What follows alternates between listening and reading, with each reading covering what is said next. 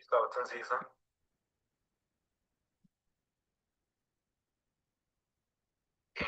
Reka dushime Imana cyane iduha aka kanya tukaba twongeye kwinjira mu sabato yera, izina ry'Imana yabwa icyubahiro.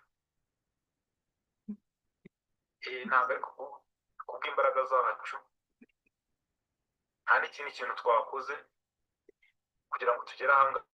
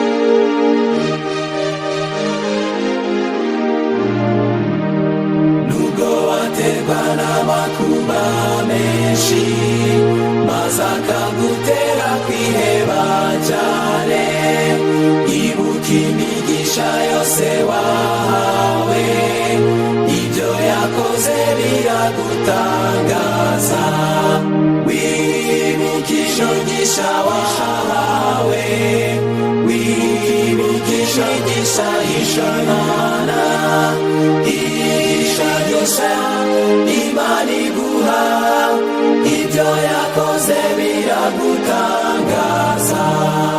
Uhora uremerewe n'amaganya, umusaraba urakuremereye. Ibuka imigisha yose wahawe, uhora ubiririmba uko bukeye.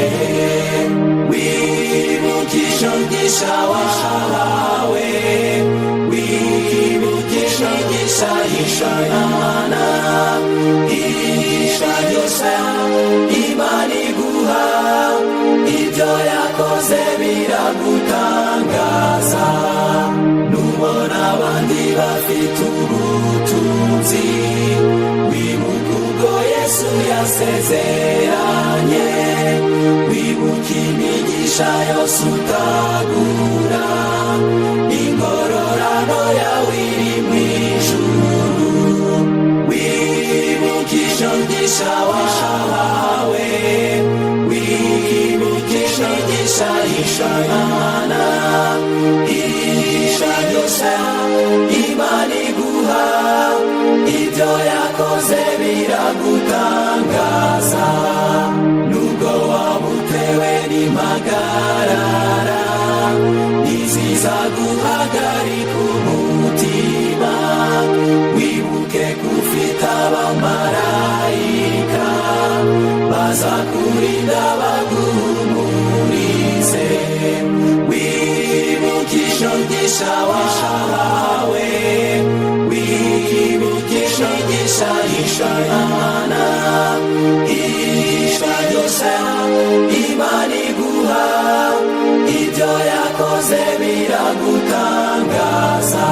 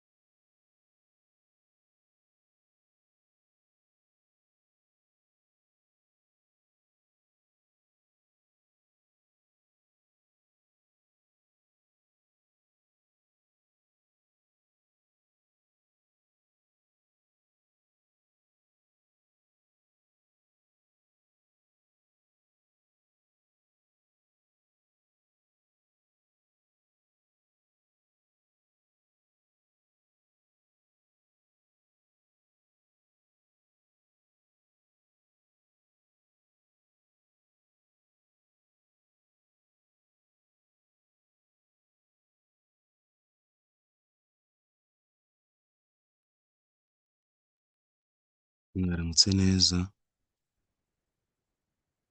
nongeye kubasuhuza mu izina rya Yesu kandi mbifurije igitondo cyiza.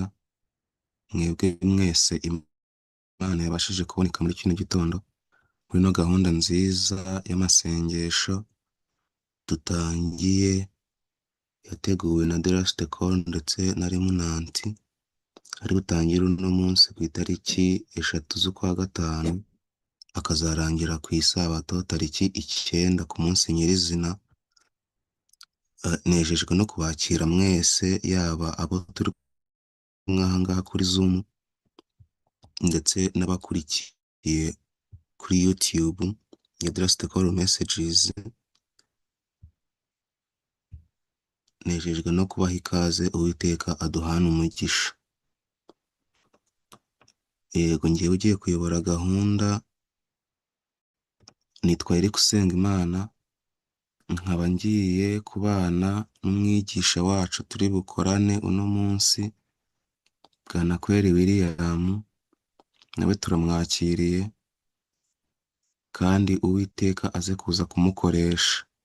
Rero buri muntu wese yumve mwikaze, kandi iki cyumweru dutangiye cy'amasengesho kize kuza gutuma buri wese cyangwa kizasige buri wese yarushijeho kunoza umubano afitanye n'Imana. Ndagira ngo nsabe host adushyirireho indirimbo ya 230 n'ubundi wibuke imigisha wahawe, niyo tugiye gutangiza. Ni indirimbo nivaho ndasengera umwigisha ubundi ahite akomeza gahunda. Murakoze.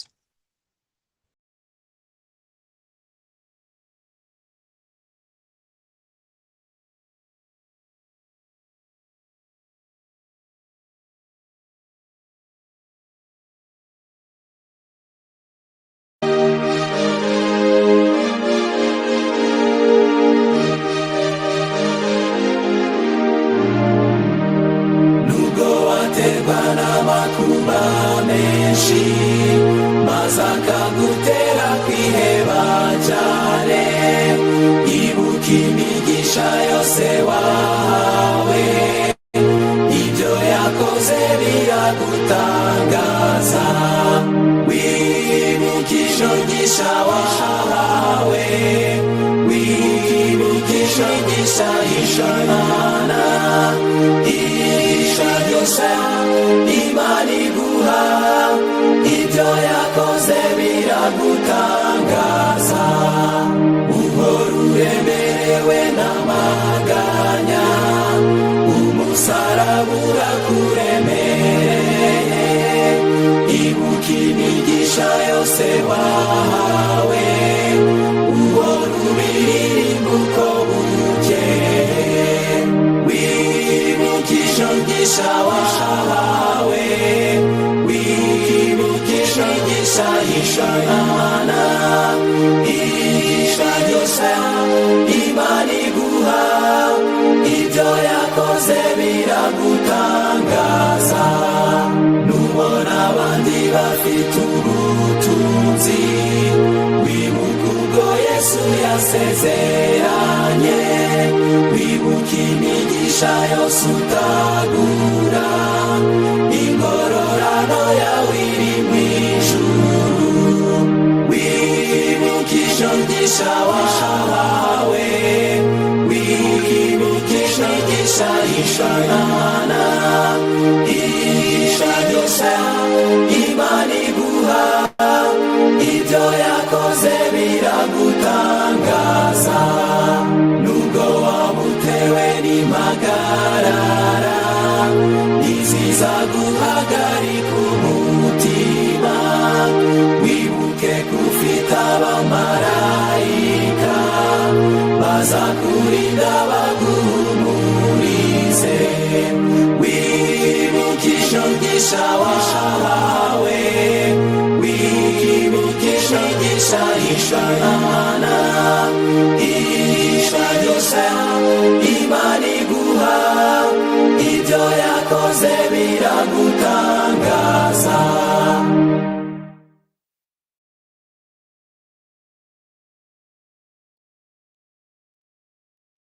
Yego, nari maze kuvuga ngo indirimbo nirangira tuhita dusenga. Ku bantu binjiye indirimbo yatangiye, mureke duce bugufi dusenga Imana. Mana nziza, mubyeyi mwiza, murengezi w'ubugingo bwacu, tunejejwe nuko waduhaye amahirwe yo gukanguka muri kino gitondo tugihumeka umwuka waduhaye. Uhabwe icyubahiro. Ni umunsi mushyashya waduhaye wo kugira ngo turusheho kuzuza inshingano z'ibyo tutasohoje mu minsi yashize, kandi ni amahirwe uduhaye kuba wongeye kudukangura tukagira n'amahirwe yo kuboneka aha ngaha imbere yawe tugiye kwiga ijambo ryawe. Ayo mahirwe turayagushimiye kandi tugusaba n'imbaraga zo kugira ngo uzatubashishe kwitabira ino gahunda y'amasengesho, irushaho kutwibutsa imigisha waduhaye kugira ngo turusheho kuguhimbaza. Ntabwo dukwiriye kuzanwa imbere yawe no kukubwira ibiduhababaje cyangwa ibiduhangayikishije gusa, ahubwo hari ni byinshi wakoze mu bugingo bwacu bituma tunezerwa kandi tukaba tunejejwe no kuba imbere yawe, tugushima tuguhimbaza kubw'iyo migisha waduhaye. Ndasabira mu izina rya Yesu abantu bose bafite gahunda muri aya materaniro, yaba abatekinisiye, yaba ayobora gahunda, yaba abigisha, ndetse Mwami Imana n'abantu bose bagambirira kuzaboneka muri ano materaniro, uzakorane n'imbaraga y'ubushake yabo bafite, kugira ngo Mwami Imana buri wese azarusheho kunguka, kandi bizasoze umusaruro ari uko benshi barushijeho gufata imyanzuro babifatiye ubugingo bwabo.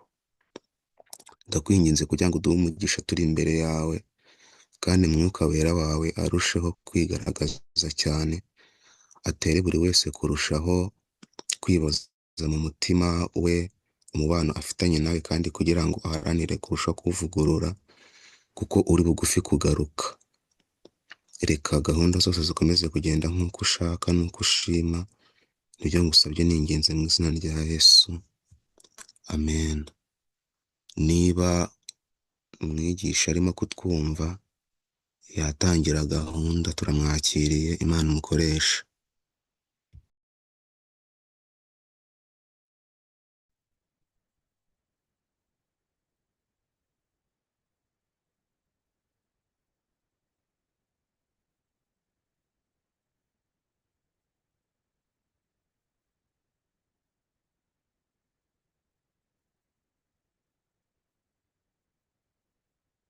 Mwene data nawe mushiki wanjye, aho uri hose ndagushuhuje mu izina rya Yesu. Amahoro y'Imana abane nawe. Ni byiza ko tuganira, dushyikirana, ariko tumaze kumenya neza ko ijwi ribasha kubageraho neza. Mbese turumvikana, muranyumva neza? Imana ishimwe. Ndabona amajwi abageraho. Imana ihabwa icyubahiro. Reka rero muri uyu mwanya dufatanye gushima Imana cyane cyane, yaduteguriye ibihe byiza byo kwiga ijambo ry'Imana, ibihe byiza by'amasengesho muri iki cyumweru cyose. Kandi aho uri hose, ndetse n'abazakurikira aya materaniro aho bazaba bari hose, munyemerere dushime Imana yaduteguriye uyu mugisha udasanzwe wo kuba muri aya materaniro. Dawidi niwe wavuze ati, umunsi umwe gusa mu bikari by'Uwiteka uruta iminsi 1000 turi ahandi. Ibyo ni ukuri kuba imbere y'Imana, nubwo byaba umwanya muto, ni umugisha udasanzwe, kuko uba ugeze ahantu heza haruta ahandi hose. Reka muri iki gitondo rero nkurarike kugira ngo aya mahirwe tugize twe kuyapfusha ubusa, ahubwo rwose tuyakoreshe Mwuka Wera tubere umuyobozi. Nkundira rero mbere y'ibindi byose tubanze dusenge Imana. Data wa twese, Mana isumba byose, turagushimiye cyane amahirwe dufite muri iki gitondo yo kuba turi imbere yawe, turi bazima, duhumeka. Hari benshi batagize aya mahirwe dufite. Tugushimiye ubuzima, impagarike ndetse n'ubugingo dufite, tugukomoyeho byose kubw'ubuntu bwawe. Izina ryawe rihimbazwe. aya materaniro waduteguriye turayagushimiye, kandi ubu buryo bukoreshwa mu bihe nk'ibi by'imperuka kugira ngo ubutumwa busakare hirya no hino, umwanzi ajya burogoya, turagusaba cyane ngo abamarayika batugote impande zose, gahunda nigenda neza kandi ubutumwa bukagera aho bugomba kugera hose, izina ryawe rihabwa icyubahiro. Turagushimye ko wumva gusaba kwacu, ntaba ari jye ahubwo umwuka wera aba ari we utubera umwigisha, tubisabye mu izina rya Yesu, amen. Nk'uko rero wagiye ubona insanganyamatsiko dufite muri iki gihe cyose, ni insanganyamatsiko nziza cyane itwibutsa no gushimira Imana bwa mbere. Gushimira Imana ni ikintu kenshi kidakunda guhabwa umwanya mu mitima ya benshi, cyangwa se byanakorwa bigakorwa mu buryo bw'urwiyerurutso. Ariko nk'uko bikwiriye intore z'Imana, ni byiza ko dushimira Imana nk'uko abakurambere batubanjirije muri iyi nzira yo kwizera babigenzaga. Niyo mpamvu iyi nsanganyamatsiko yacu itwibutsa kubaririza inzira za kera. Kubaririza inzira za kera ntabwo ari ukuba turi abantu bifuza kujya mu mateka gusa, ahubwo iyo tuvutse tukibona turi mu isi, byanze bikunze icyo tumenya tumaze guca akenge, tumaze kubona ibitekerezo byacu noneho bifungukiye kumva no kureba, tuzirikana ko atari twebwe twenyine turi ku isi, kandi tuzirikana ko hari abatubanjirije mu buzima bwabayeho kera cyane. Rero hari byinshi tugomba kwigira ku mateka, atari ukuba bagacamigani, atari ukuba ba bandi bakunda karahanyuze nk'uko bamwe bajya babivuga, ahubwo ibyabayeho kera bigomba kutubera icyigisho gikomeye cyane. None muvandimwe, reka nongere nkwibutse yuko iki gitondo tugiye gutangira tuzirikana inzira Imana iduhamagarira kunyuramo, kandi iyi nzira igomba kongera gusubiza amaso inyuma, tukazirikana imirimo n'ibitangaza Imana yadukoreye. Zaburi y'116 umurongo wa mbere, ndagira ngo nongere ngusabe ufate ijambo ry'Imana mu biganza byawe, urambure Zaburi y'116. Zaburi ni ibisigo, Zaburi ni indirimbo, ariko noneho iradufasha kuzirikana impamvu dukwiriye gukunda Imana, impamvu dukwiriye kuzirikana ibyo Imana idukorera. Nkundira Uwiteka kuko yumvise ijwi ryanjye no kwinginga kwanjye, yantegeye ugutwi, nicyo gituma nzajya mwamamaza nkiriho. Aha rero impamvu dukunda Imana, impamvu dukwiriye gukunda Imana, ntabwo ari ikindi, ni uko ari Imana ituzirikana, ari Imana idukunda, bityo natwe tukaba dukwiriye kuyikunda. Aha rero uyu munyazaburi yaravuze ati, igihe ingoyi z'urupfu zari zintaye hagati, uburibwe bw'ikuzimu bwamfashe, nagize ibyago n'umubabaro, maze ntakira izina ry'Uwiteka, nti Uwiteka ndakwinginze, kiza ubugingo bwanjye. Imana ni umunyambabazi kandi ni umukiranutsi, ni koko Imana yacu igira ibambe. Iyi Mana yacu iraturinda nubwo turi abaswa, ariko iyo ducishijwe bugufi iradukiza.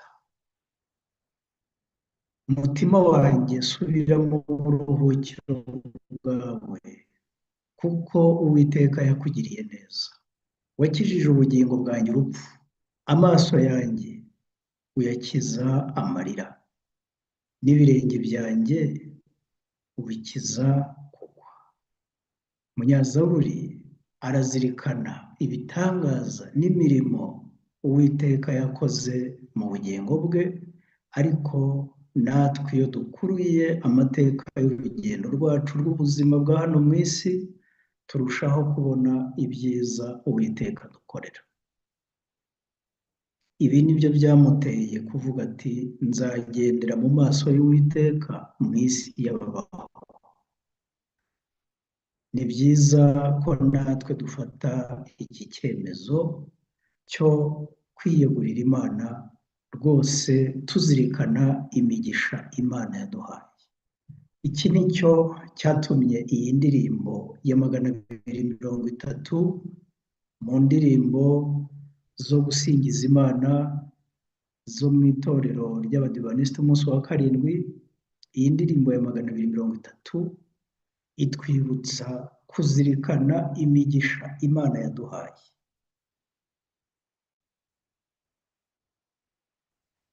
Nubwo waterwa n'amakuba menshi akagutera kwiheba cyane, ibuka imigisha yose wahawe, ibyo yakoze bigutangaze. Nanjye ntangazwa, nawe kandi ukwiriye gutangazwa n'imigisha Imana yaguhaye. Ni byiza ibyo kubizirikana. Uhora uremerewe n'amaganya, umusaraba urakuremereye, ibuka imigisha yose wahawe, uhore ubiririmba uko bukeye. Iyi ndirimbo iratwibutsa kwibuka Imana uko bwije n'ubukeye. Nubona abandi bafite ubutunzi, wibuke ubwo Yesu yasezeranye. Wibuke imigisha yose utagura, ingororano yawe iri mu ijuru. Nubwo waba utewe n'impagarara, ntizizaguhagarika umutima. Wibuke ko ufite abamarayika bazakurinda bakaguhumuriza. Reka muri iki gitondo tuzirikane cyane ubuntu bw'Imana bukiza bwatugiriye neza. Nyamara irari, kurarikira, niryo rituma amaso ahuma, ntitubone imigisha y'Imana, kandi ngo binadutere no mushiki wanjye. Wari uzi yuko ibyo ukeneye kugira ngo ibitegura ikabiguha mu buryo bumwe cyangwa ubundi, nyamara ibyo urarikiye byo ntabwo Imana ibasha kubiguha, kuko iradukunda. Kenshi turarikira n'ibishobora kwangiza imibereho yacu, ubugingo bwacu.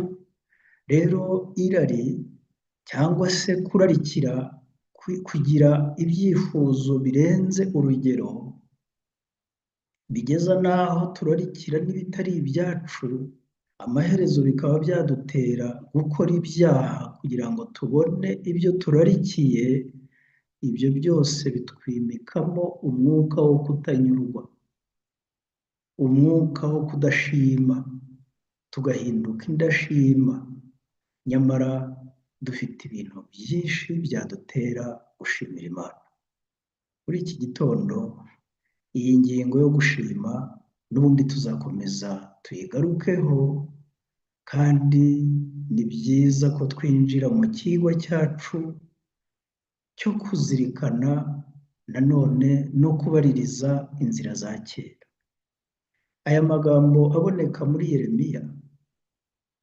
Yeremiya igice cya 6 umurongo wa 16. Rambura Bibiliya yawe maze tujyane muri iri isomo rikomeye, kandi nifuza yuko witegereza neza amagambo aririmo, urebe uko yanditse kugira ngo ugire icyo uvumbura gikomeye. Uwiteka aravuga atya ati: nimuhagarare mu nzira murebe kandi mubaririze inzira za kera, aho inzira nziza iri aba ariyo munyuramo, niho muzabona uburuhukiro mu mitima yanyu. Ariko barahakana bati ntituzayinyuramo. Nkundira nkubwire amagambo nifuza ko uzirikana muri iri somo. Imana iravuga iti nimuhagarare mu nzira murebe mubaririze inzira za kera. Ushobora kwibeshya ahari ko inzira Imana idusaba ari inzira nyinshi, ariko amagambo akurikiraho ahita atwereka ko ari inzira imwe. Ubaririze aho inzira nziza iri aba ariyo unyuramo. Ntabwo Imana ifite inzira nyinshi ikirizamo abantu, ahubwo inzira ni imwe. Yeremiya yakomeje nanone agira icyo avuga ku mibereho yacu muri iyi si, maze avuga mu gice cya 18 umurongo wa 15, nk'uko ubireba imbere yawe. Abadafite aho babirebera bashobora kurambura Bibiliya zabo tukajyana muri Yeremiya, mu gitabo cy'umuhanuzi Yeremiya igice cya 18 umurongo wa 15, ahatubwira imibereho, imyifatire yacu, aho Imana ivuga iti ariko ubwoko bwanjye bwaranyibagiwe, bosereza imana z'ibinyoma imibavu, cyangwa se bakazitambira ibitambo, kandi byabateye gusitara mu nzira bahoranye kera, bakanyura mu tuyira tw'iruhande, inzira zidatumburutse, kwinyurira mu nzira zo ku ruhande.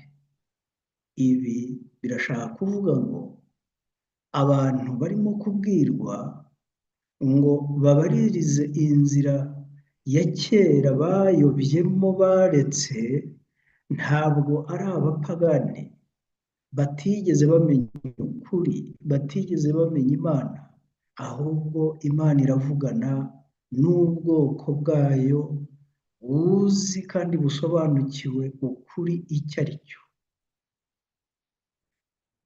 Ubwoko bwasubiye inyuma, ubwoko bwaretse Imana, bwateye Imana umugongo, ubu ni bwo bwoko Imana irimo kongera gukangurira kubaririza inzira za kera.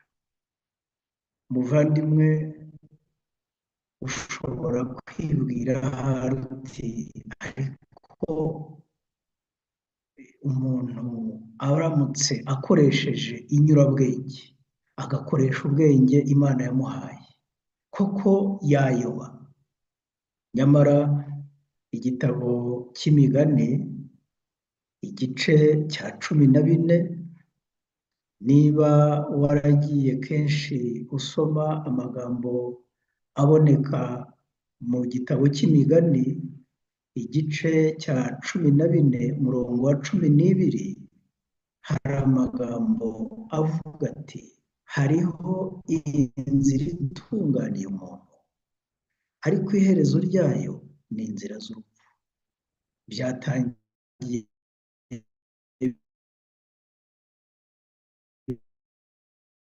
bigaragara nk'aho ari inzira imwe wanyuzemo mu mutima, akaba ari inzira witekerereje.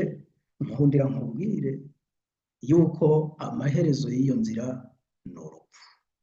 Iteka umunyabyaha yibeshya ko ashobora kwiyobora, ashobora kwijyana, ashobora kwitekerereza umugambi we n'ibikorwa bye akabikora atabajije Imana, ariko iherezo ry'iyo nzira wahisemo nta yindi ni urupfu.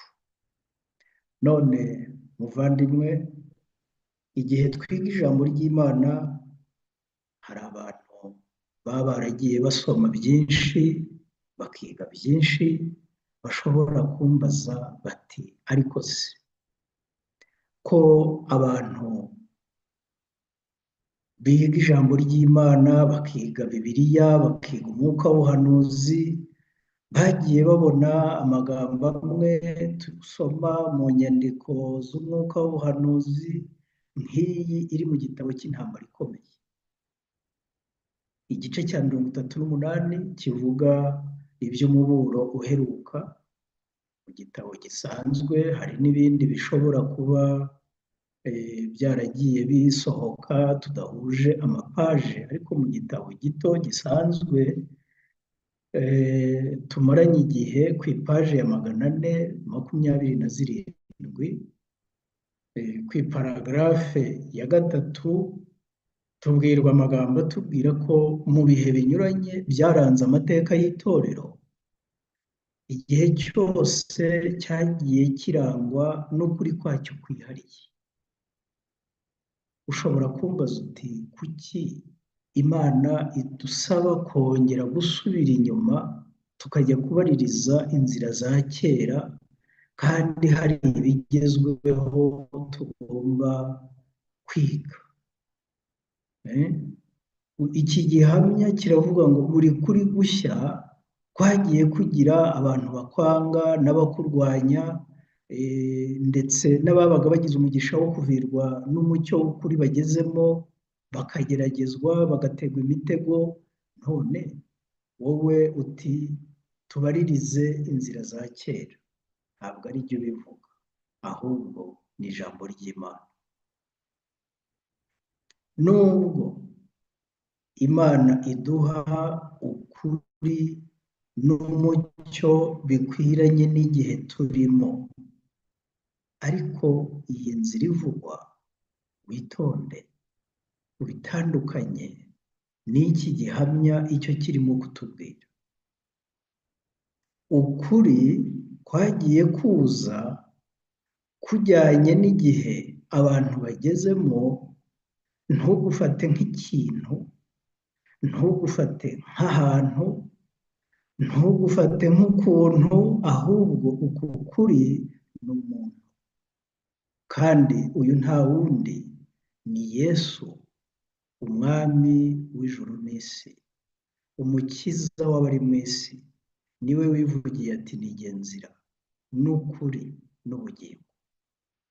Igihe rero Yesu arebye akabona ko abantu bageze mu gihe runaka gikeneye umucyo wo kubayobora kugira ngo batayoba, kandi iyo mvuga abantu Imana iyoboye nta bandi ni itorero ryayo, ni wowe nanjye, abemeye kwizera ubutumwa bwiza.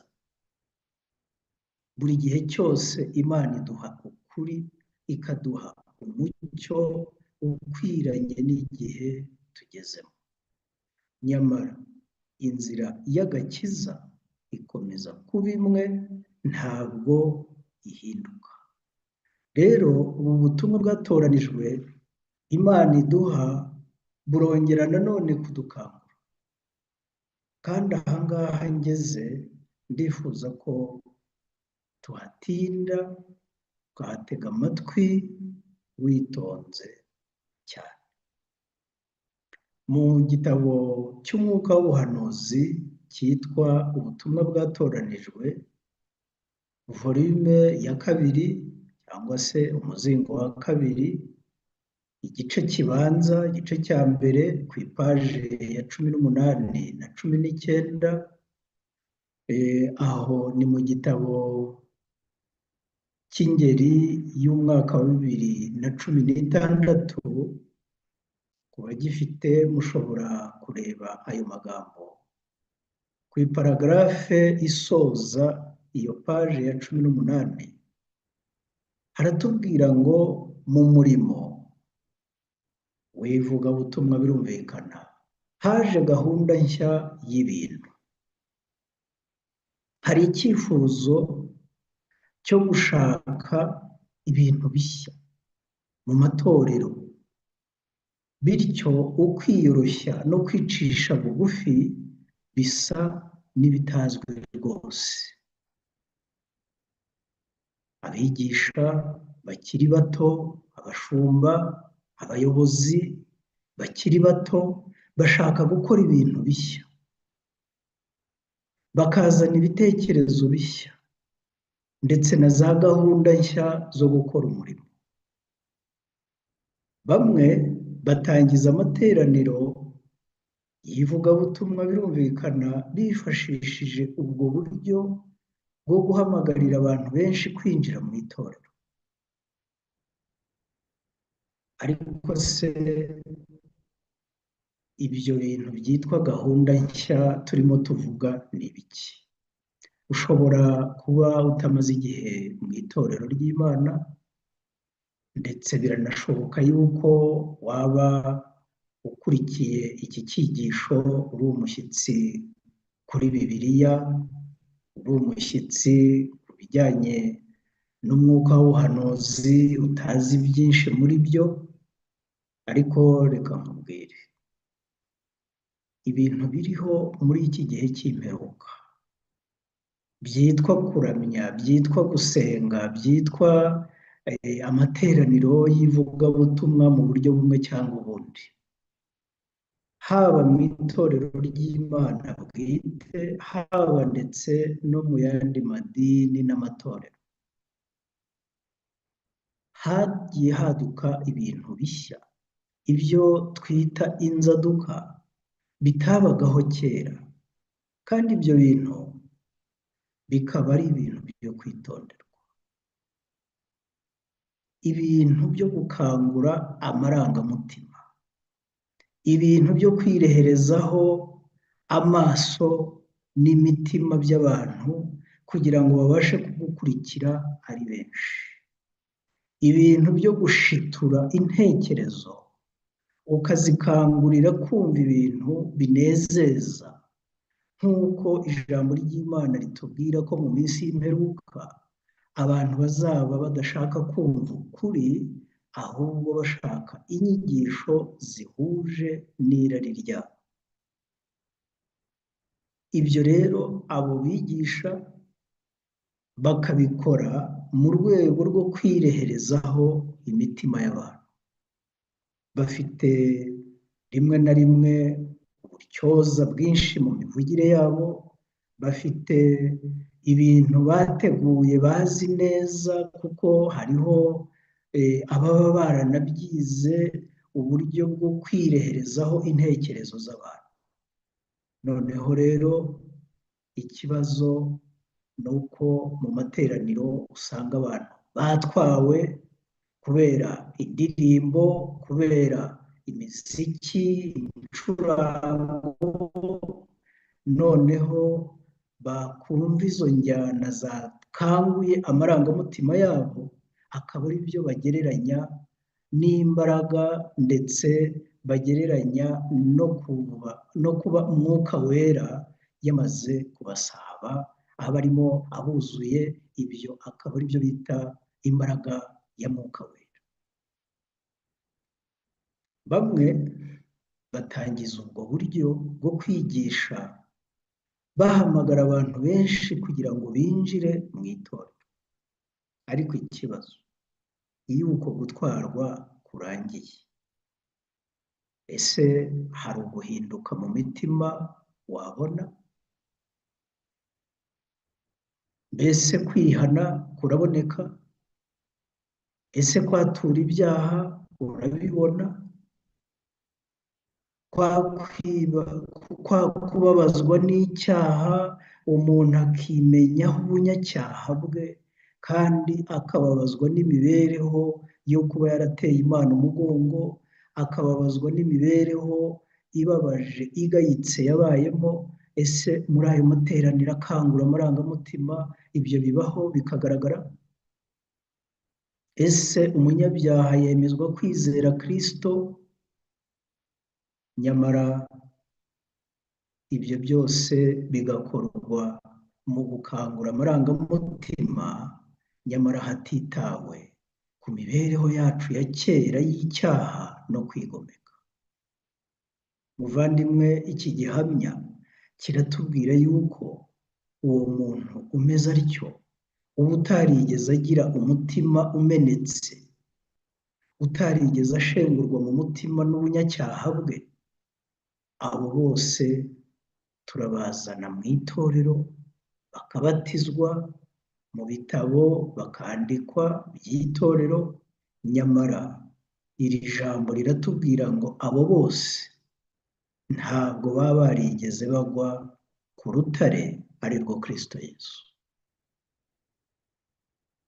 Imana rero iraturarikira kugaruka, tukagaruka mu byanditswe mu isezerano rya kera ndetse n'irishya bitugaragariza iyi nzira imwe rukumbi uyu murimo wagombye gukorwa. Aya magambo tugiye gukurikizaho yarebe uko yanditse, uyatekerezeho, aturarika, adukangura ngo mwihane, mwihane, mwihane. Ubu ni bwo butumwa bwavugwaga na Yohana Umubatiza, ubu ni bwo butumwa Yesu yatangiriyeho abwira abantu ati mwihane kuko ubwami bw'Imana buri hafi.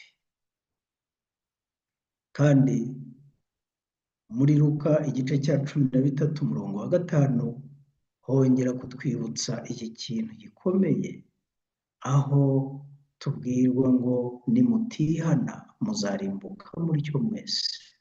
Ni amagambo akomeye cyane, kandi n'intumwa zategetswe kubwiriza ahantu hose kugira ngo abazumva ubutumwa bwiza bose babashe kwihana. Mwene data, mushiki wanjye,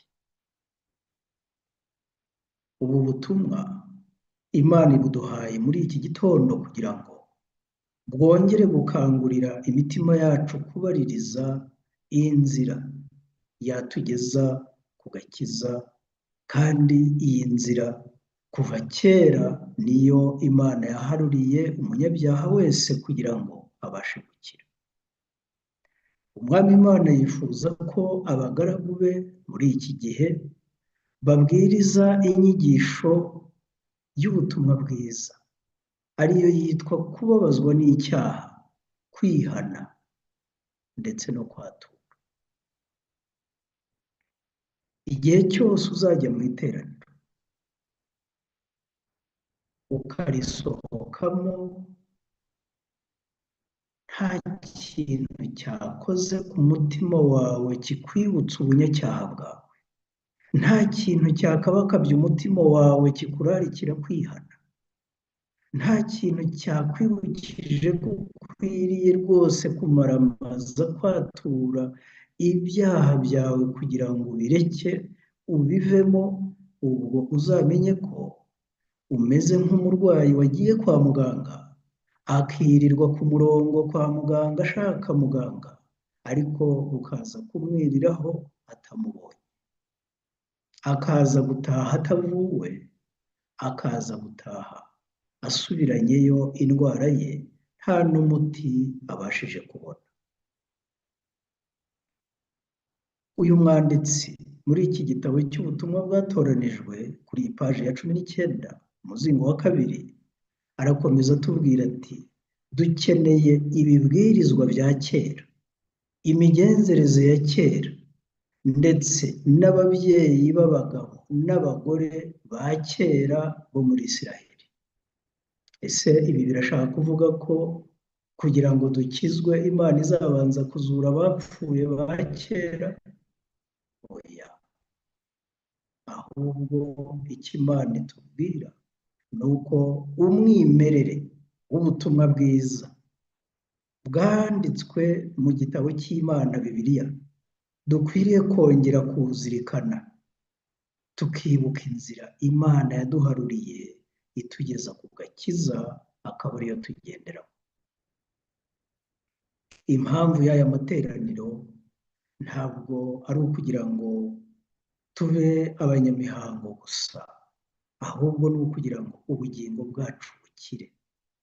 Muvandimwe, nkundira nkwibutse ko umunyabyaha akwiriye kubwirwa ukuri kandi uko kuri kukamubatura. Umunyabyaha akwiriye kwihanganirwa n'ibyo, akwiriye no kuburirwa kugeza igihe azabonera ko yica amategeko y'Imana, kandi namara kwihana akizera Yesu, nibwo azaba ashobora kugira ibyiringiro by'agakiza. Nagira ngo rero nkubwire umugisha w'ikiganiro cyabaye hagati ya Yesu n'abigishwa be. Uzabisome witonze, ufite umwanya, ubisengere, ubitekereze. Igihe Yesu yaganiraga n'abigishwa ndetse n'abandi bose bazabasha kwiga iri jambo, mu butumwa bwiza bwa Yesu bwanditswe na Yohana, igice cya 14, umurongo wa 1. Murabizi, aha Yesu yahumurije imitima yacu avuga ati, ntimuhagarike imitima yanyu, mwizere Imana, nanjye munyizere.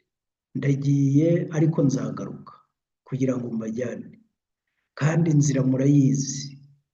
Ariko hari umugisha twagize wo kuba muri iryo teraniro harabonetsemo umuntu bamwe bajya bavuga ko atari afite kwizera gushikamye, atari afite kwizera kwinshi.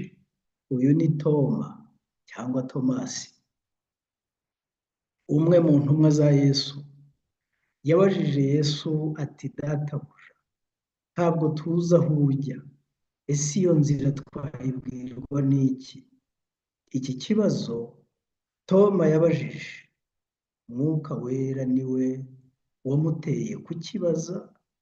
Ntabwo yakibajije ubwe gusa, si we wakibarije ubwe gusa, ahubwo atabizi yakibarije inyokomuntu yose, kuko byashoje Yesu atanze igisubizo kibereye umuntu wese ukeneye ya nzira tugomba kubaririza kugira ngo tuyinyuremo, maze Yesu atanga igisubizo cyiza cyane. Ati, ni jye nzira n'ukuri n'ubugingo, ntawe ujya kwa data ntamujyanye. Haleluya! Inzira rero noneho irabonetse. Iyi nzira ni Yesu.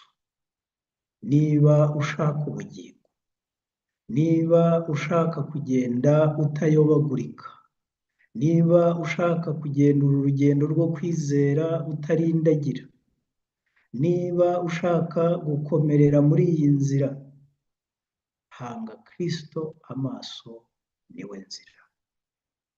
Kandi ndakubwiza ukuri, nta muntu ukurikira Kristo uzayoba, kuko ni umwungeri mwiza utayoba.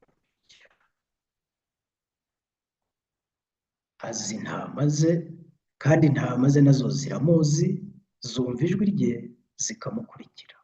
Rero Yesu niwe nzira. Iki ni cyo gisubizo dukwiriye twese kuzirikana. Nyamara zirikana n'aya magambo ari mu gitabo cy'imigani. Iki gitabo cy'imigani kivuga byinshi, ariko nkundira tuzirikane igice cya 15, igitabo cy'imigani igice cya 15.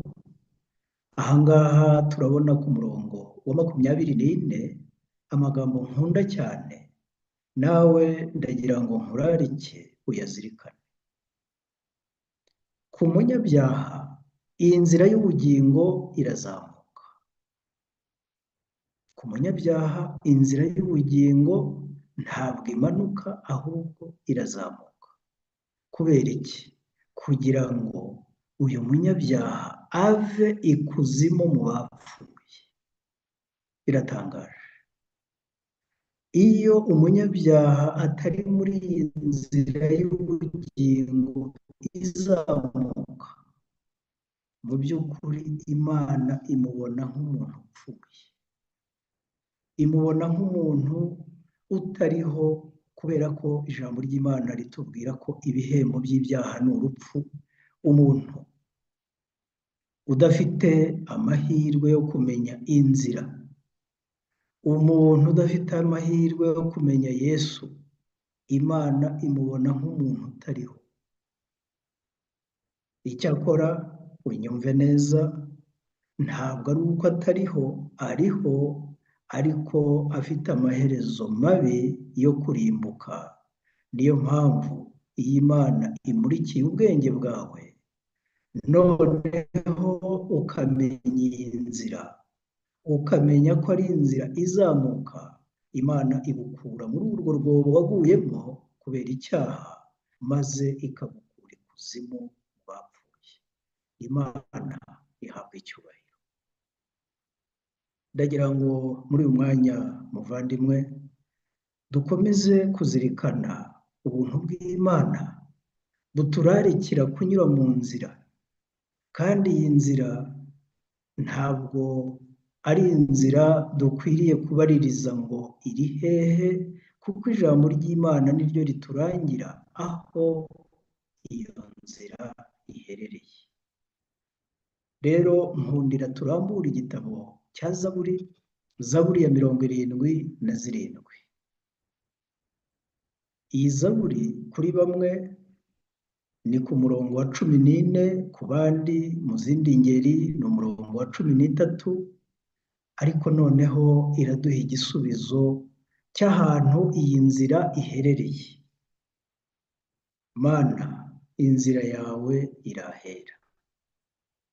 Ninde Mana ikomeye ihwanye nawe? Ihwanye n'Imana rurema. Iyi nzira irahera. Iyo umubwiriza, iyo umwigisha avuze kuri iri jambo ahera, Imana ikatwibutsa ijambo ahera, duhita twibuka inama y'agakiza Imana yagaragarije mu buturo bwera. Ihame ry'ubuturo bwera ryongera kugaruka mu ntekerezo zacu. Ntabwo ubuturo bwera ari ihame ryakunze kwigishwa kenshi mu bantu batandukanye, mu matorero, mu madini, kubera yuko Satani ntabwo yigeze ashaka ko abantu bamenya ibanga riri mu buturo bwera. Hari abibwira ko Yesu yatangiye kuba mu isi cya gihe yavukaga, cya gihe yazaga abantu bakamubona amaso ku maso. Ariko iyo dusomye mu gitabo cyo Kuva igice cya 25 umurongo wa 8, aho Imana yategetse Mose ngo bareme ubuturo bwera, bubake ubuturo bwera, Imana ize iture hagati muri twe, iture hagati muri bo. Igihe ubuturo bwera bwari bumaze kubakwa neza, igihe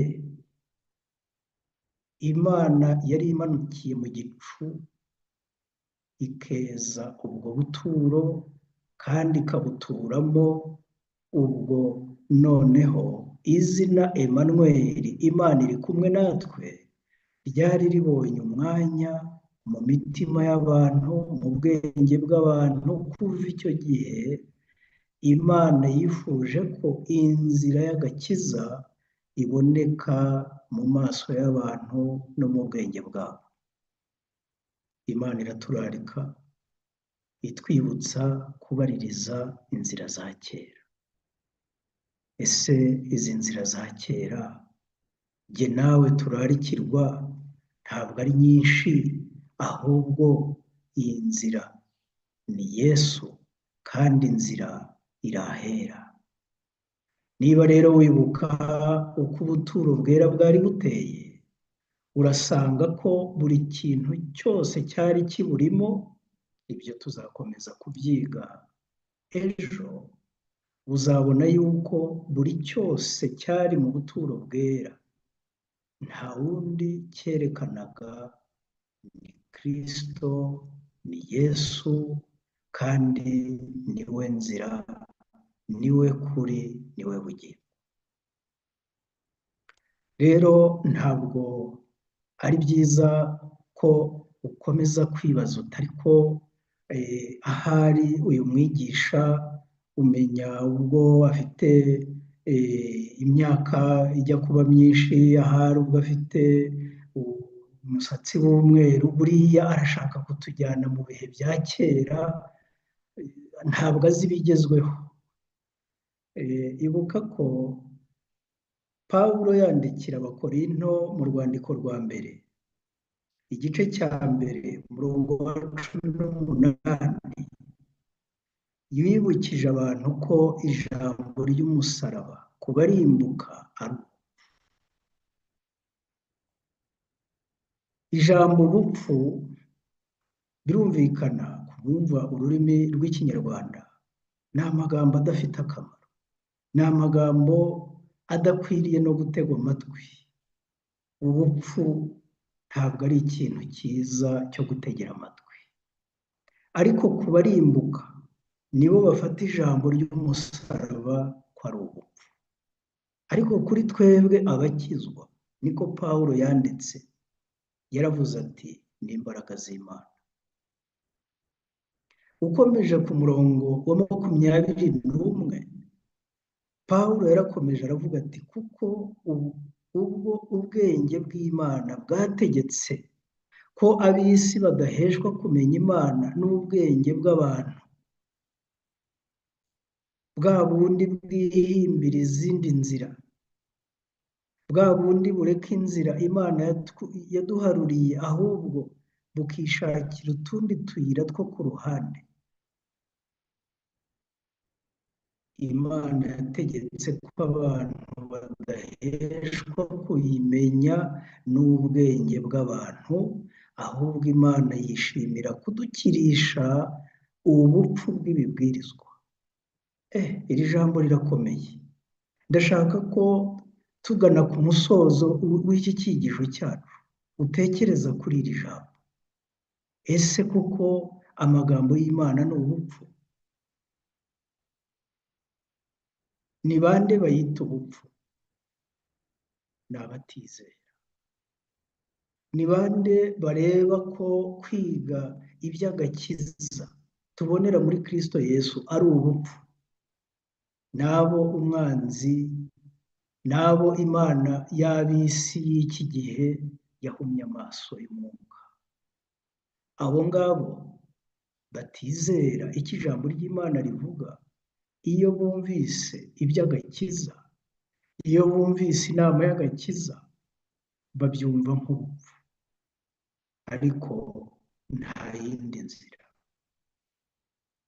Nkundira nkubwire muvandimwe ko nta yindi nzira Imana yaduteguriye tuzakirizwamo, nta rindi zina uretse izina rya Yesu.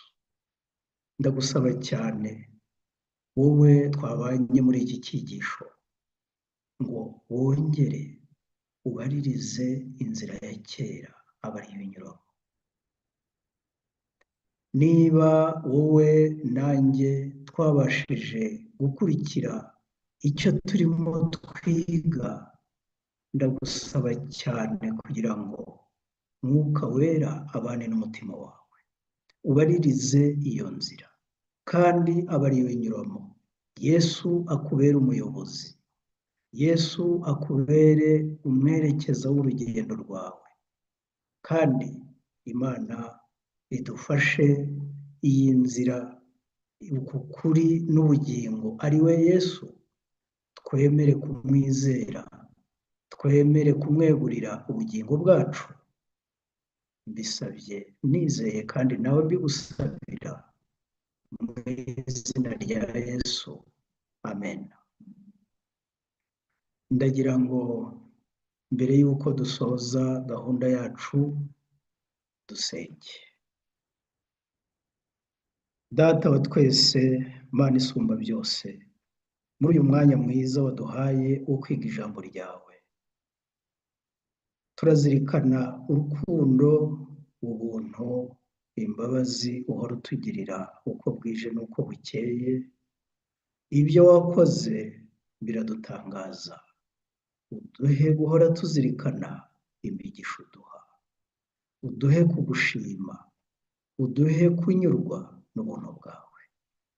Kandi ubwo dukomeje kwiga iby'iyi nzira, utwibutse iyi nzira waharuye kuva kera kugira ngo nituyinyuramo tugere aho dukwiriye kuba turi, aho twavuye kubera icyaha. Nyagasani, udusubize mu nzira, udusubize muri Kristo Yesu.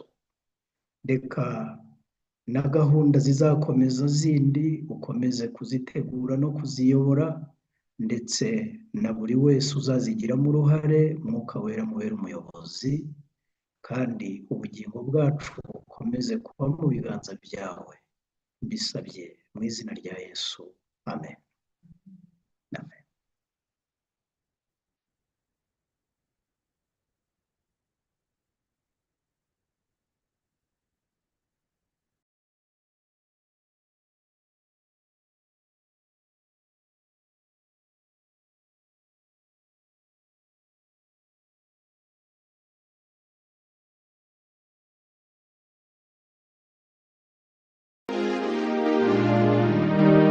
Nubwo waterwa n'amakuba menshi,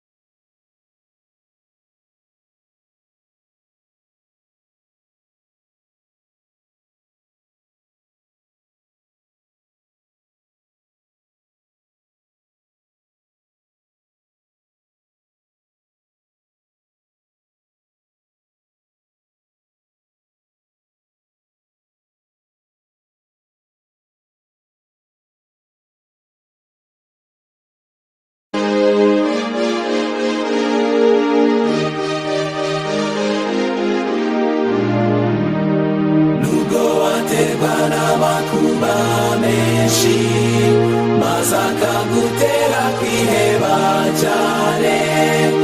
Ibuka imigisha yose wahawe, ibyo yakoze biragutangaza wibukisha umugisha wahawe wibukisha umugisha y'Imana igisha ryose Imana iguha ibyo yakoze biragutangaza uhora uremerewe n'amaganya umusaraba urakuremereye ibuka imigisha yose wahawe ubona ubiririmba uko bukeye wibukisha umugisha wahawe wibukisha umugisha y'Imana igisha ryose Imana iguha ibyo yakoze biragutangaza nubona abandi bafite ubutunzi wibuka ubwo Yesu yasezeranye wibuka imigisha yose utagura ingororano yawe iri mu ijuru wibukisha umugisha wahawe wibukisha umugisha y'Imana igisha ryose Imana iguha ibyo yakoze biragutangaza nubwo wabutewe n'impagarara ntiziza guhagarika umutima wibuke ko ufite abamarayika bazakurinda baguhumurize wibukisha umugisha wahawe wibukisha umugisha y'Imana igisha ryose Imana iguha ibyo yakoze biragutangaza.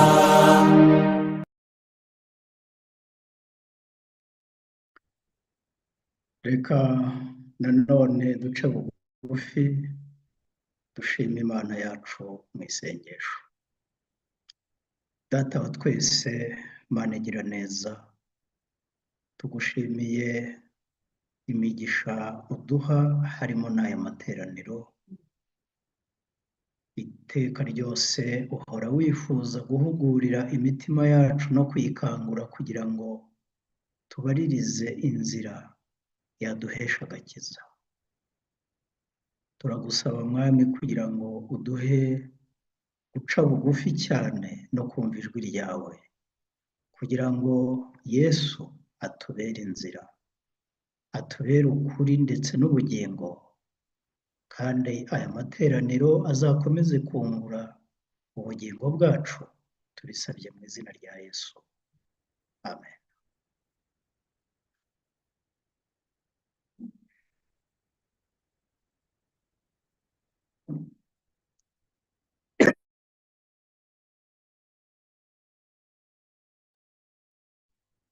Amena. Imana ihabwe icyubahiro kandi ishimwe ko yafashije umwigisha wacu, ikaba yamuhaye uburyo bwiza bwo kugira ngo abashe kuvuga ijambo ryayo nk'uko yari yabiteguye. Imana ihererwe icyubahiro. Rero ndagira ngo mbabwire yuko tugeze ku musozo wa gahunda yacu twari dufite muri kino gitondo kuri uno munsi wa mbere, ariko ku bantu wenda baba bitabiriye nyuma twatangiye gahunda, turagira ngo tubabwire ko iyi ari gahunda izamara iki cyumweru cyose. Yatangiye uno munsi ku itariki 3 z'ukwa gatanu, ikaba izasoza nyirizina ku isabato itaha. Ku munsi nyirizina hazaba amateraniro asoza kino cyumweru cyo gusenga. Turabasaba kugira ngo muzarusheho kwitabira buri gitondo saa 11 sharp tuba dutangiye, kandi isaha irimo kubahirizwa nk'uko muri kubibona, kandi dukomeze no gusenga dusengera abantu bose bazayikoramo cyangwa bafitemo inshingano muri ino gahunda kugira ngo irusheho kugenda neza. Rero Imana ibane namwe kandi buri wese ugambirira kuzaboneka Imana izarushaho kumuha imbaraga zo kugira ngo yigobotore byinshi afite byatuma ataboneka, kugira ngo azarusheho kuronka umugisha Imana yateganyije muri aya materaniro cyangwa muri ino gahunda. Kandi ubwo twatangiye icyumweru cy'imirimo, ndabasabira kugira ngo mwese Imana ibahe zabaho ukuboko kwiza kugira ngo murusheho kunguka ibyo mukeneye byose muri kino cyumweru, kugira ngo byose birusheho kugenda neza. Kandi ikindi dukomeze kurushaho kuzirikana nyine iby'Imana yadukoreye kugira ngo turusheho no kuyihimbaza. Imigisha Imana iduha ntabwo ikwiriye kutujyana kure yayo, ahubwo ikwiriye gutuma turushaho kuza hafi yayo kandi n'abandi bikabasha kubageraho. Rero Imana ibane namwe, nta yindi gahunda yindi iri bukurikireho nyuma y'ibi ndimo kuvuga, ahubwo host adufasha ashyiremo indirimbo. Ubwo na hejo, Imana ibagirire neza ku Mana.